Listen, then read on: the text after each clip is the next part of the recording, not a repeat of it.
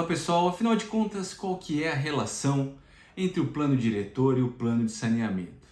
Eu sei que esse é um tema que a gente não está acostumado a tratar muito aqui, né? Trazer essas questões de plano, mas eu fui honrado com a participação e com a presença numa palestra no dia de ontem, na OAB de Balneário Camboriú.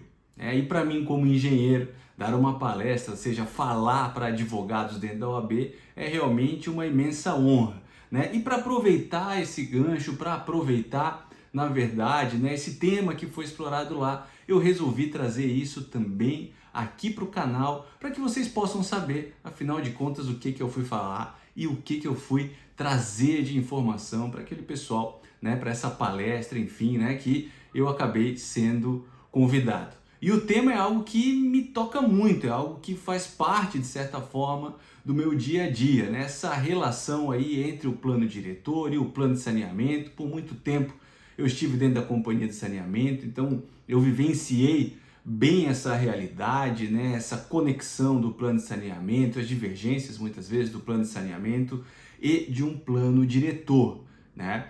E no dia a dia aqui da consultoria ambiental, a gente acaba tendo também uma relação direta com o plano diretor. Afinal de contas, as diretrizes da cidade, aquilo que a gente busca o licenciamento ambiental, as diretrizes da cidade precisam ser cumpridas, a gente precisa sempre estar observando, né? Qual que é o plano da cidade, né? O que está previsto no plano diretor daquela cidade. Então, é algo que também faz parte do nosso dia a dia aqui na consultoria ambiental, né? E o interessante, né, dessa palestra, na verdade, justamente fazer essa conexão, né? Porque se a gente for parar para pensar, tanto o plano de saneamento como o plano diretor, eles fazem parte de uma mesma linha mestra.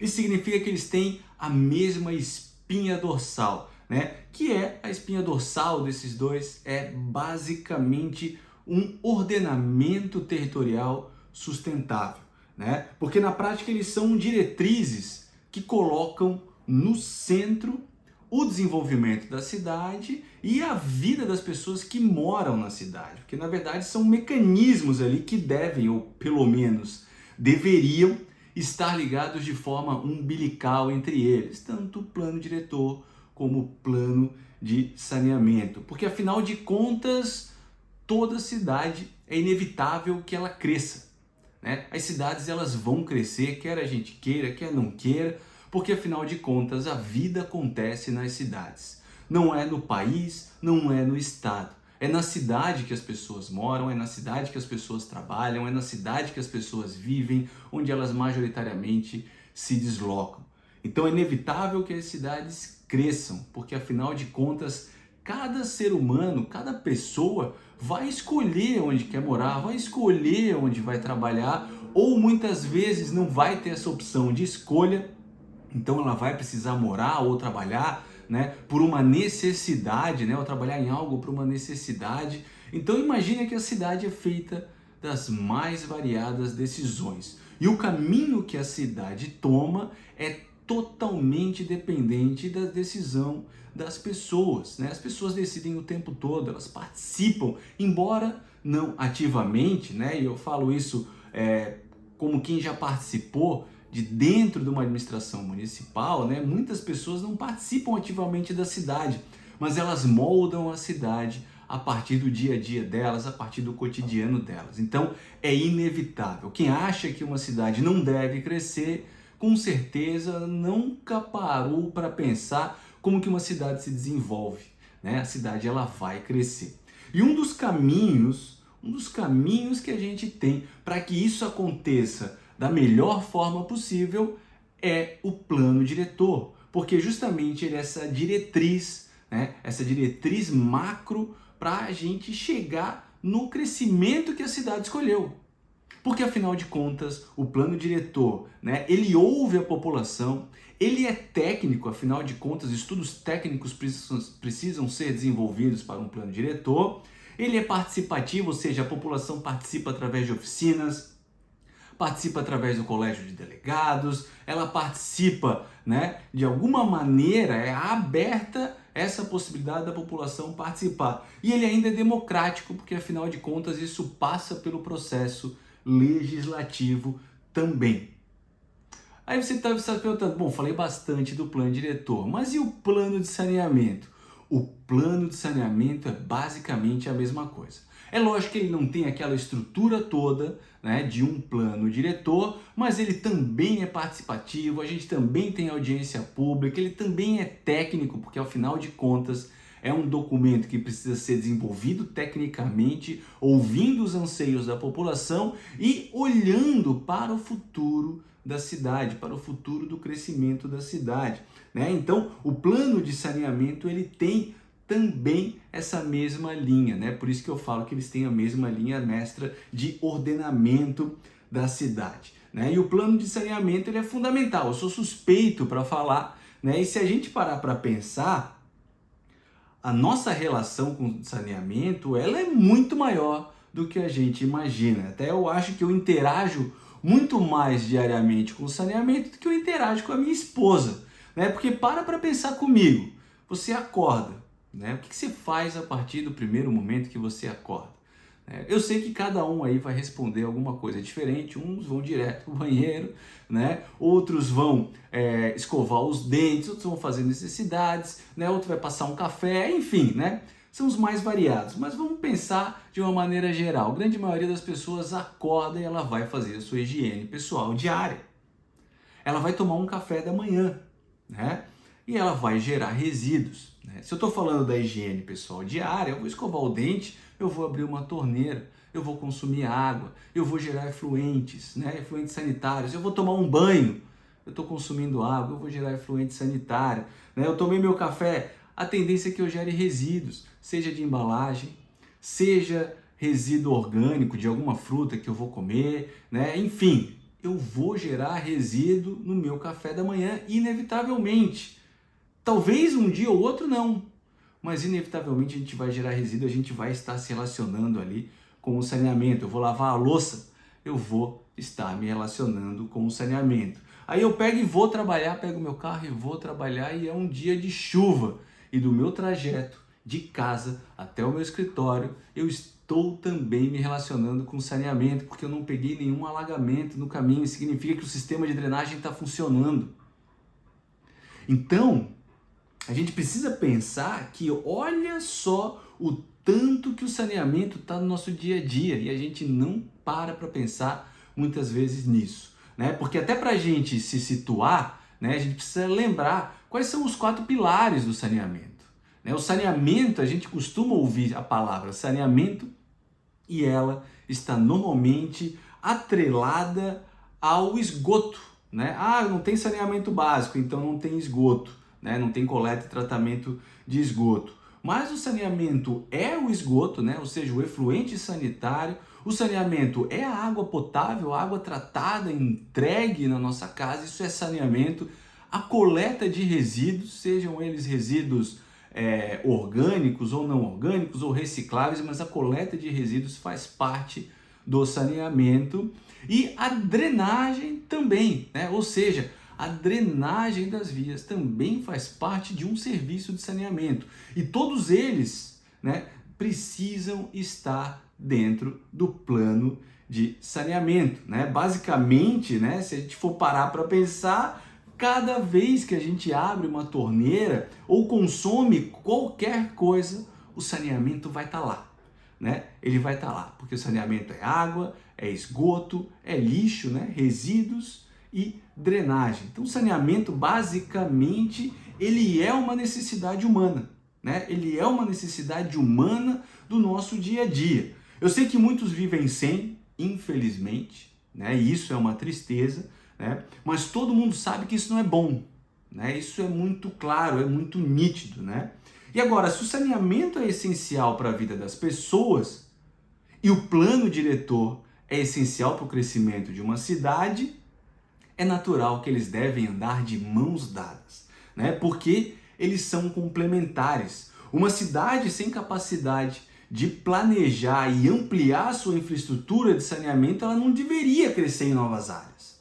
Isso parece algo meio óbvio, mas a gente também precisa olhar o outro lado da moeda, né? Por outro lado, o planejamento e o ordenamento do território de uma cidade, né, ou seja, para onde a cidade vai crescer, mesmo que ela ainda não tenha infraestrutura na ponta, é fundamental para que o planejamento da infraestrutura de saneamento aconteça, né? Eu sei que a gente chega nesse ponto quase num dilema do crescimento da cidade. Afinal de contas, o que vem primeiro? Será que eu tenho que ter um plano de saneamento muito bom para então fazer um plano diretor bom? Ou eu preciso de um plano diretor bom para fazer um plano de saneamento bom? Parece até aquela história do ovo e da galinha.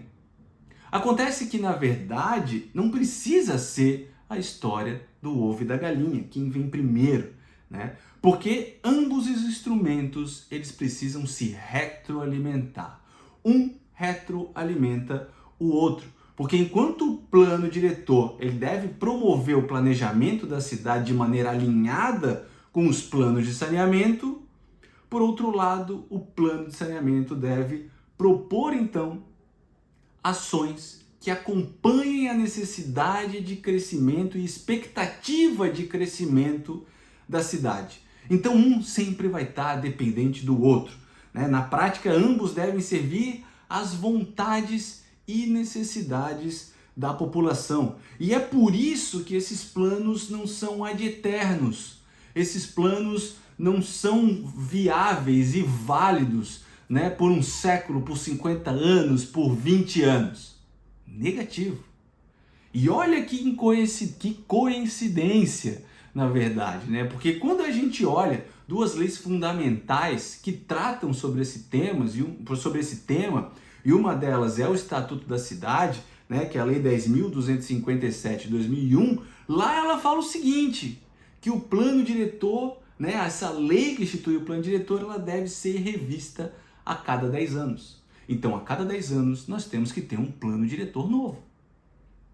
E aí, quando a gente olha para o marco legal do saneamento, que é a Lei 11.445, né, do ano de 2007, lá ele fala que os planos de saneamento devem ser revistos, adivinha?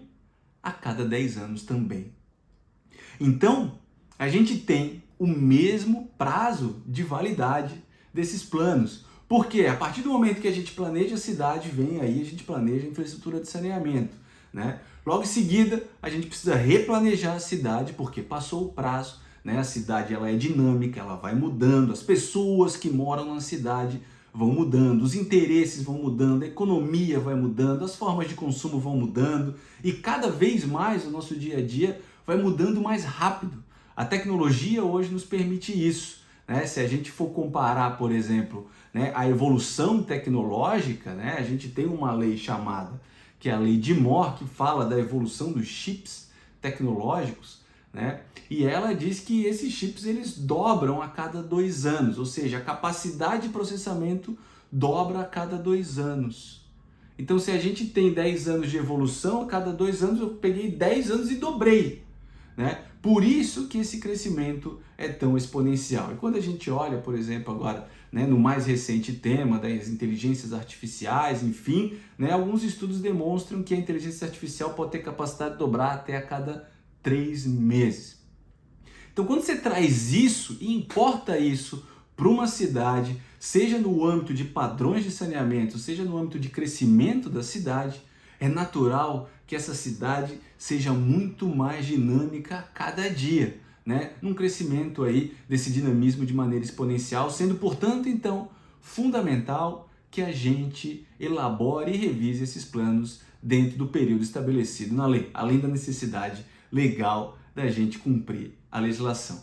Então percebam que eles estão conectados tão intimamente, né, que o prazo é o mesmo. E aí quando a gente traz isso para dentro do licenciamento ambiental, isso fica ainda mais evidente. Aqui em Santa Catarina, por exemplo, nós temos diversas atividades passíveis de licenciamento ambiental, mas que elas podem ser dispensadas. Elas podem ser dispensadas do licenciamento ambiental se localizadas na área urbana e se aquela localidade for atendida com coleta e tratamento de esgoto e o plano diretor estiver de acordo com o Estatuto da Cidade, ou seja, estiver vigente dentro do prazo de validade, tiver seguido todas as diretrizes do Estatuto da cidade.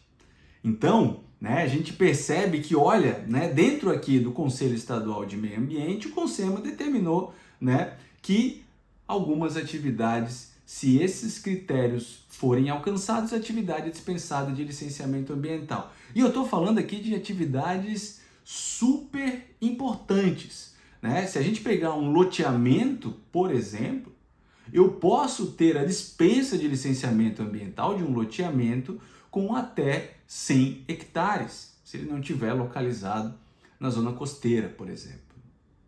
Ou seja, um loteamento de até 100 hectares, que obviamente eu não preciso de supressão de vegetação, né?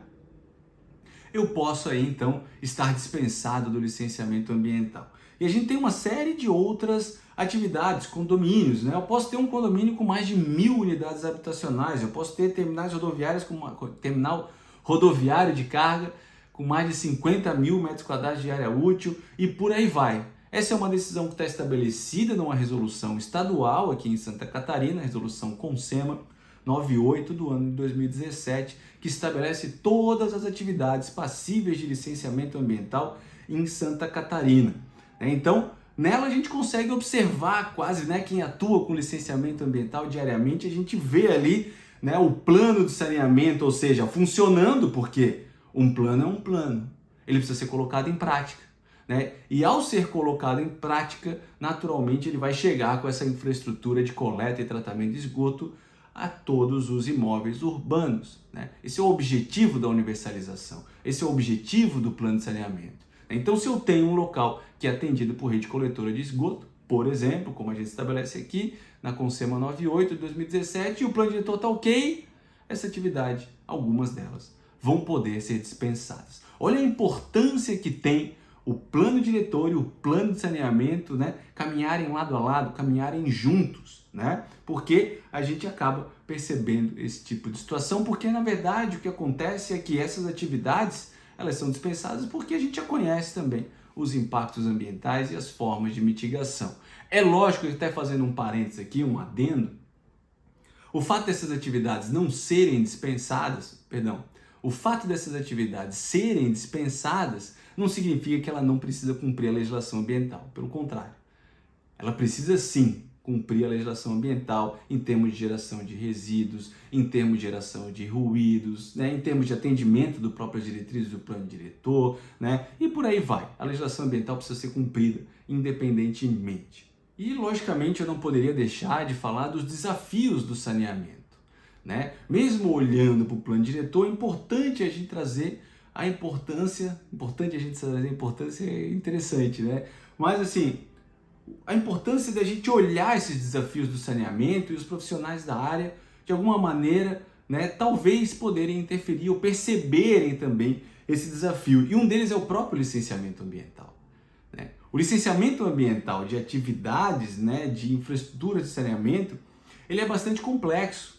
Né? A gente tem aí os licenciamentos de atividades e obras já consolidadas, ou seja, né, estruturas que já foram implantadas quando essas estruturas nem eram passíveis de licenciamento ambiental e que agora estão em fase de regularização e muitas vezes em processos administrativos eternos que não acabam nunca, porque cada hora é uma complementação, é um pedido diferente e muitas vezes os órgãos, né, as concessionárias de saneamento não estão muito preparadas para lidar com o próprio licenciamento ambiental. A gente tem obras novas muitas vezes que ficam ali patinando muitas vezes também para conquistar a licença ambiental, né? E muitos processos precários, instruídos de forma muito precária, que prejudicam ainda mais o licenciamento ambiental. A gente sabe que por vezes os processos de licenciamento ambiental não demoram por uma culpa do órgão, mas sim por uma falta de instrução adequada, das corretas informações, né? Ou seja,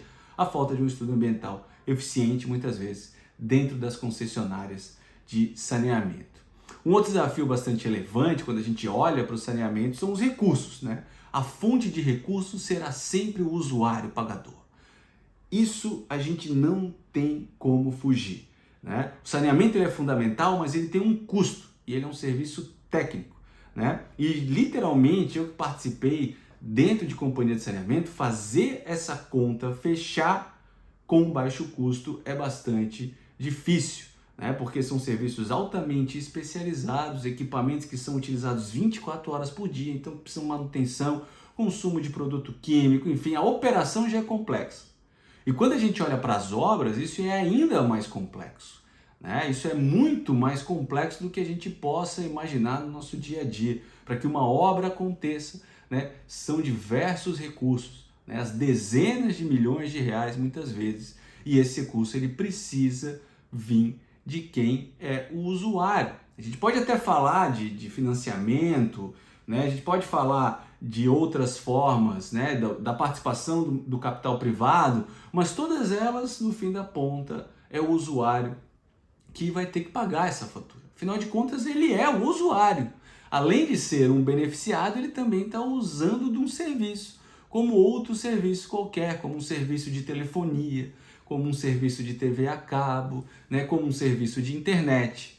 Então a gente precisa remunerar adequadamente, mas a gente não pode esquecer que é o usuário, porque muitas vezes a gente viaja, né, e nas conversas e nos bate-papos aí de mesa de bar, parece que é muito fácil resolver os problemas, mas a gente esquece sempre, muitas vezes, quem que paga a conta. Além disso, um outro desafio, né, é uma própria demanda grande de investimento. Por muito tempo se fez muito pouco. Então hoje a gente tem uma demanda extremamente elevada, a custos muito elevados. Então naturalmente isso traz desafios para o saneamento, né, assim como o próprio impacto das obras. Em geral, obras novas de implantação de infraestrutura de saneamento, e aí eu posso dar um exemplo da implantação de rede coletora de esgoto, são obras extremamente impactantes sobre o ponto de vista urbanístico da cidade. Elas atrapalham verdadeiramente a cidade, né? São um pé no saco de quem mora e quem está ali naquela localidade. É lógico que ela é passageira, mas na contramão disso vem uma falta muito grande de apoio popular, né? Muitas vezes uma falta de apoio popular, porque quem está sofrendo ali com essa obra é quem está morando ali na rua, quem mora na rua onde está acontecendo essas obras. Então, naturalmente, ela tende a repelir esse tipo de obra sem enxergar, muitas vezes, os benefícios que isso venha a trazer. Além disso, a gente tem estruturas que não são nada desejadas. Uma estação de recalque de água, que é um bombeamento, funcionando 24 horas por dia, próximo à sua casa, não vai ser nada interessante. Uma estação de tratamento de água recebendo caminhões pesados com produto químico próximo à sua casa, também não é nada desejado. Uma estação de tratamento de esgoto, que eventualmente pode ter algum odor, também não é algo muito desejado. Então aí também tem um outro desafio, né? Mas a cidade ela precisa, né, ordenar esse crescimento natural para que não seja ainda mais difícil que esses investimentos aconteçam, né? Porque aí volta a conexão também com o próprio plano diretor, né? Porque locais irregulares, mesmo consolidados, eles são os mais difíceis de se fazer a implantação de estruturas de saneamento, né? Então, os desafios urbanos, muitas vezes, de regular, né, de regulamentar, regularizar alguns locais na cidade, né, eles refletem diretamente no saneamento. Sem implantar a rede coletora de esgoto, ou mesmo redistribuição de água, ou a coleta de resíduos, ou mesmo uma drenagem adequada numa comunidade, numa favela, é de uma complexidade muito maior do que num grande centro. Justamente pela dificuldade topográfica, pela dificuldade muitas vezes de acesso, né? Então, a falta de planejamento, a falta de ordenamento territorial, muitas vezes o crescimento desordenado da cidade, ele reflete no saneamento. E por isso que eu volto a dizer sobre a importância desses planos, além de eles serem devidamente executados, né? E aí quando eu falo executado, né, sob o ponto de vista do plano de saneamento, a gente precisa pensar no executado de fato, aquele planejamento sair do papel, né? Ele precisa sair do papel, e quando a gente olha para o plano diretor, ele precisa ser cumprido, né? A execução dele é o próprio cumprimento, ou seja, isso também vem através da fiscalização. Ambos precisam estar juntos para que um não reflita em impacto no outro. É lógico que a gente tem avanços quando a gente fala, né, do âmbito do saneamento nos últimos anos aqui no nosso país, né? A gente tem avanços tanto tecnológicos como não tecnológicos, né? A gente tem avanços tecnológicos dos mais variados, né? Tem tecnologias hoje que permitem a gente acelerar obras e investimentos muito mais rápidos do que acontecia no passado. A gente tem tecnologias aí como o método não destrutivo, que permite você passar uma rede de água sem sequer quebrar ali a pavimentação, o asfalto, enfim, ou seja, uma obra muito mais limpa, né, muito mais tranquila para a cidade. A gente tem técnicas novas hoje de repavimentação, muito mais céleres, a gente tem tratamentos, formas e tecnologias de tratamentos descentralizados, tanto para água, esgoto, até mesmo resíduos, né, de maneira com que você não precise ter tantas redes conectando a cidade. Então isso tudo já existe, né? E muita coisa vem sendo desenvolvida e aprimorada nos últimos anos, então há avanços bastante importantes sob o ponto de vista tecnológico. E sob o ponto de vista não tecnológico, nós temos uma visão de mundo que também está mudando, o que é muito bom. Cada vez mais a população ela tem compreendido essa importância do saneamento. Eu que tive participação, né, e dirigi, fui diretor, equivalente a diretor operacional dentro da companhia de saneamento aqui de Itajaí, atendendo mais de 300 mil pessoas, a gente percebe que aos poucos a população vem pedindo por melhores infraestruturas de saneamento, algo que no passado não acontecia muito, né? Tinha aquela máxima de que enterrar cano não dá voto, hoje me parece que isso vem acontecendo. E a gente tem modelos contratuais hoje muito mais modernos, né, que permitem essa ampliação e essa aceleração de investimentos, né? Empréstimos, financiamentos ou privatizações não são mais a única opção que eram no passado. Hoje a gente tem modelagens econômicas aí de parcerias público-privadas que têm funcionado muito bem. A gente tem contratações performadas e essa para mim é uma das não tecnologias, né, mas dos avanços melhores que pôde acontecer, porque essas contratações performadas, elas abrem diversos leques para você acelerar contratações e a eficiência no uso de recursos, né? Eu me recordo que tive numa participação no Congresso Brasileiro de Engenharia Sanitária e Ambiental e foram apresentados diversos cases lá, né, onde até mesmo a Sabesp e a Sanepar puderam aí avançar muito nesse tipo de tecnologia, né, nesse tipo de tecnologia de contratação, a gente pode chamar assim, né? Ou seja, uma forma de contratação que permite a participação do privado, né? Ou seja, permite a participação de recurso não público num primeiro momento e ele vai ser remunerado, né? O capital privado vai ser remunerado pela sua eficiência. Então a gente tem casos, por exemplo, já de companhias de saneamento que estão aproveitando obras de infraestrutura de rede de água e esgoto para passar cabeamento de fibra ótica e com isso gerar um ativo, gerar receita que vai subsidiar novos investimentos em saneamento. Olha que interessante, né? A gente tem aí, por exemplo, outras companhias de saneamento que estão contratando despoluição de locais sem prever as redes, sem prever as estações de tratamento, enfim, né? Prevendo ali somente a despoluição do recurso hídrico. Mas como, Vitor? Né? É acertado um percentual de redução de carga poluidora no rio. E isso que é o fator de medição. Lógico que eu estou sendo bastante simplista aqui, mas isso que é o fator de medição. E à medida que a qualidade do rio melhora, a companhia privada, né, ou seja, a empresa privada que ganhou aquele contrato, ela começa a ser remunerada. Só que para aquilo ali acontecer, ela teve que implantar a rede de esgoto, ela teve que implantar a estação de tratamento de esgoto.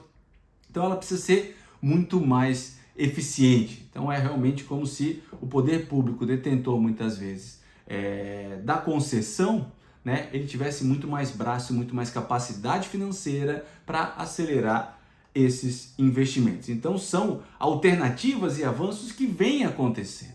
E que para tudo isso acontecer da maneira que tem que acontecer, cada vez mais os planos diretores e os planos de saneamento precisam andar lado a lado. Eles precisam estar sintonizados, né? Porque afinal de contas também os investimentos em saneamento dependem muitas vezes do próprio crescimento da cidade. E para a gente encerrar o vídeo de hoje, né, eu escolhi uma frase que conecta tudo isso, é uma frase de um poeta e diplomata americano, né, o James Russell, né, Russell Lowell, né, e ele fala mais ou menos o seguinte, né, não adianta discutir com o inevitável. O único argumento disponível contra o vento de leste é vestir um sobretudo. E o que ele quer dizer com isso?